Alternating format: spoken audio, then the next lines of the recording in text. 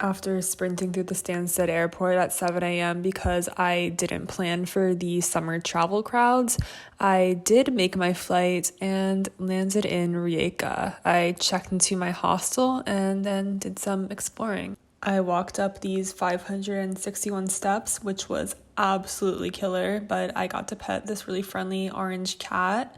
And at the top, there was a lovely view of the city and the ocean. This is the castle, Trsat Castle. Croatian pronunciation is very difficult for me. Then I took a very romantic stroll along the side of the highway to go to the beach. But it was totally worth it because the water was absolutely amazing. Look how blue it is. Definitely did not disappoint. I took a very refreshing dip into the Adriatic Sea, and then I read my book for a little bit on the rocky beach. I was reading Trevor Noah's memoir, Born a Crime. I highly recommend. Then I wandered around Spar supermarket for a while and got this vegan tuna and salad. It was okay. I went for a little after dinner stroll and got some lemon gelato. I took the Flixbus from Rijeka to Zadar, and I think the theme of this trip is being confused by public transport because based on the map, I really had no idea where this Flixbus was going to be departing from. I asked some other people who were taking it, and no one else really knew either, so we were all sort of confused together, but eventually the Flixbus showed up.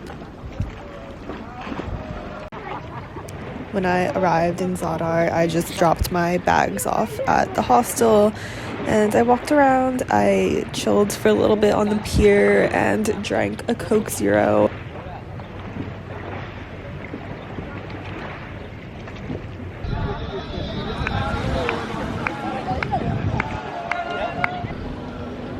Then it was time to check into the hostel, so I brought my stuff up to the room. It was really nice, very air conditioned though. Then I saw that there was another location for the gelato place that I had been to in Rijeka, so I treated myself to another scoop of the lemon basil gelato because it was delicious. Then I just strolled around a little bit more. I went to this thing called the Sea Organ, which was really cool.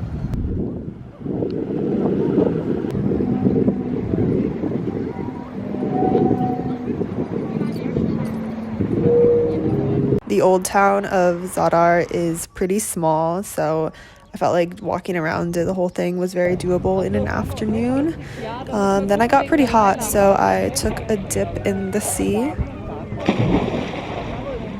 I finished the Trevor Noah memoir, so I left it behind at the hostel in Rijeka. I started reading this book called Very Cold People, which is about this girl growing up in New England, and it was really good. Then I went back to the hostel, I took a shower. Then I had some dinner in the common area and went to bed. I feel like I definitely do travel at a pretty fast pace, which means a lot of packing and unpacking, but I don't really mind it. I honestly really enjoy these long bus rides. It just gives me a chance to relax and take in the sights. In the hostel in Split, I stayed in a 22-bed dorm, which is definitely the biggest dorm I've ever stayed in, and surprisingly, I was able to get a pretty good night's sleep both nights. I strolled around the Diocletian's palace area and bought €1 worth of cherries and just ate them on a bench on the promenade, which was very lovely. I recently read an article in the New York Times about being a flaneur when traveling, which is just basically wandering around, not really having a plan, and I think that's sort of how I like to travel. I really just like to wander. That afternoon, I took another very refreshing dip in the Adriatic Sea to cool off. The water is just so intensely blue and also very salty.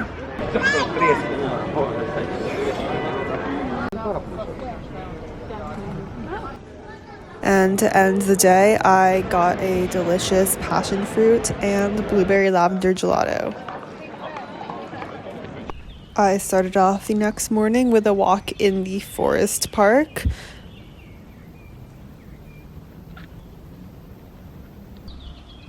I hiked up to the viewpoint where there was a cross, and then I went into the woods. I did a little bit of bushwhacking, was not expecting there to be so many overgrown grasses. And then I got a little bit lost trying to find the beach, but I got there eventually and was able to take another lovely dip. For the rest of the day, I just walked around. I did get caught in the rain. I went to a vintage store and then I had a glass of wine. Here I am wearing the sweater that I got in the vintage store because it actually was a little bit chilly. That evening, I just had dinner in the common room and then I had drinks with a bunch of other people. Then we ended up going to a bar that's popular with the backpackers. And someone had said that like the night before, when the bar closed, like, one of the people who works there like brings everyone to a club. So when the bar closed, we were brought to a club. It was kind of funny because it's like a 20-minute walk and it's just like a bunch of drunk people being herded through the streets. I didn't really love the club environment, so I walked home a little bit earlier and went to bed. On my way to the port to catch the ferry, I picked up a vegan croissant from a bakery that I read about in the New York Times. And then I also had a confusing experience not really knowing where the ferry was supposed to pick us up, but I got on it. I was actually the first person on the ferry. Such a win. When I arrived in Hvar, it was unfortunately raining, which made it a little bit depressing, but it was still very beautiful. I checked into the hostel and then I hyped myself up to do some rainy day exploring. Luckily, I did have my umbrella. I decided to do a little hike up to the fortress. I feel like everywhere I went, every city, there was some sort of incline that I had to tackle, and this was it in Hvar.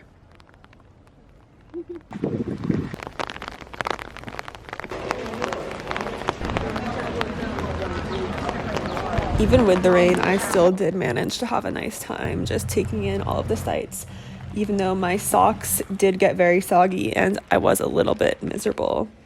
I went to do a little food shopping. I tried and failed to find vegan chocolate, which made me pretty sad. Definitely, it's been harder to be vegan while traveling in Croatia, which means eating some weird salad concoctions like this one. But after dinner, I went out for a walk and I was really happy again because there was a rainbow. Something funny that happened is when I got back to the hostel, there was a guy sleeping on the top of one of the bunk beds. And when he wakes up, I realized that it's the same guy who was in my hostel room in Split. So we were both like, whoa, what a weird coincidence, because there are so many other hostels that we both could have stayed in and none of us knew that we were going to be on this island. Another day, another ferry. This time it was to Korčula, another island which is famous for its wine production. When I got in front of the hostel, some guy staying there let me in, and he said that the owner had left and wasn't going to be there until later that night. So I basically checked myself in. I saw a piece of paper. There was my name and a number next to it right on the desk. So I assumed that was my bed number. I put my bags in the locker, took the key, and then I headed out to do some exploring, even though it felt like I had done something illicit, but I didn't really know what else to do. I headed up yet another long flight of stairs to get a view of the island, and then I went to a bakery where I was trying to ask in Croatian what had milk and eggs in it, because I didn't want to say vegan, but then the woman was like, "Are you vegan?" And I was like, "Yeah," so she points me to this potato burek, which was really good. I went back to the hostel to see if I could check in, but no one was there yet, so I headed back out and just wandered around a little bit.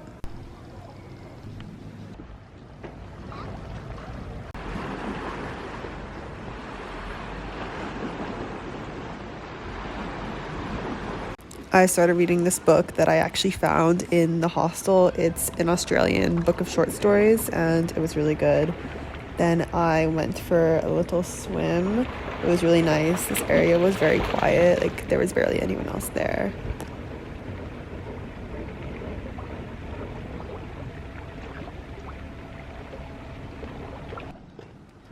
During dinner, I just sat in the hostel kitchen and talked to the other people staying there.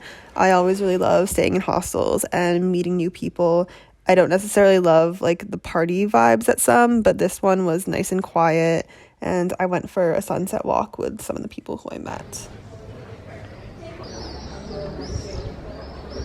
And then I went to bed in my room with these very inspiring graphic curtains. The next day, I took the early morning ferry to Dubrovnik. As a bonus, there were hardly any people on it. When I arrived at the port, I saw that there was a produce market, so I was tempted, you know it. I had kind of a confusing interaction. I wasn't entirely sure how much I was supposed to be paying the guy, but he was really nice, and I think he gave me a good deal. Then I walked into the old town. It was like a 40-minute walk, and by the end of those 40 minutes, my backpack felt so much heavier. I checked into the hostel, and then I did some exploring. When I was walking around that afternoon, I heard someone yell my name from the top of the city walls, and I look up and I see that it's the same guy who I was already in 2 different hostel rooms with. I also ran into 3 people from the hostel in Croatia, which is funny because I feel like when you're traveling, you don't really expect to see the same people again.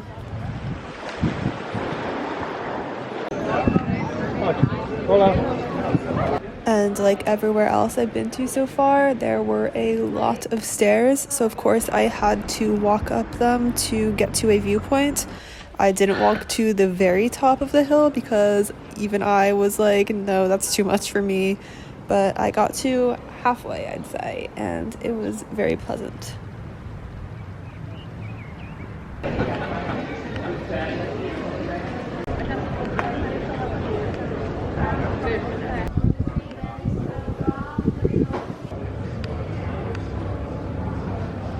The hostel had a pretty well-stocked kitchen, so I was able to chef up some dinner, and even though I did almost burn the seitan, it did turn out pretty deliciously, I'd say. I had a fig, and then it was drinks night, so I hung out on the terrace and drank some wine, made some friends, then we went to an Irish bar, and one of the guys bought us tequila shots.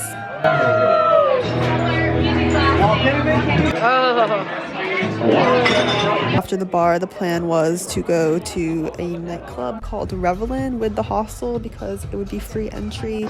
I was told that it would be more like a dive bar in a castle, but I did feel a bit misled by that description. I had fun with the people I was with, but I think I can safely say that nightclubs are just not my ideal situation. The next day, I met up with 2 of the girls who I originally met at the hostel in Korčula, and we took the ferry to Lokrum, which is an island that's about 15 minutes outside of Dubrovnik, and they also filmed Game of Thrones there. 8, right? Yeah.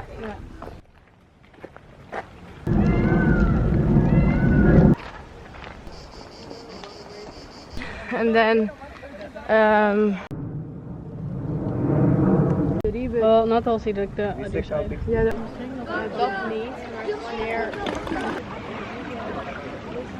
On the way back, the ferry was pretty full, so there was nowhere to sit, but we stood at the front, or the bow, I guess, and it was actually really fun. It felt like a roller coaster.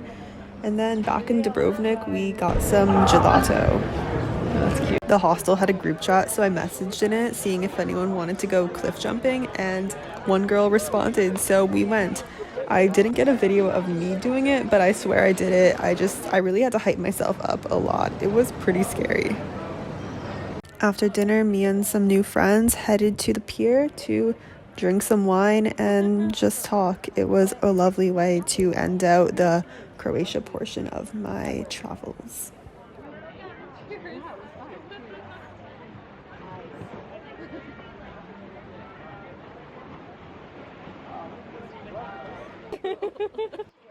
I'm shallow. I'm probably not mean. You can be mean. I'll be shallow. And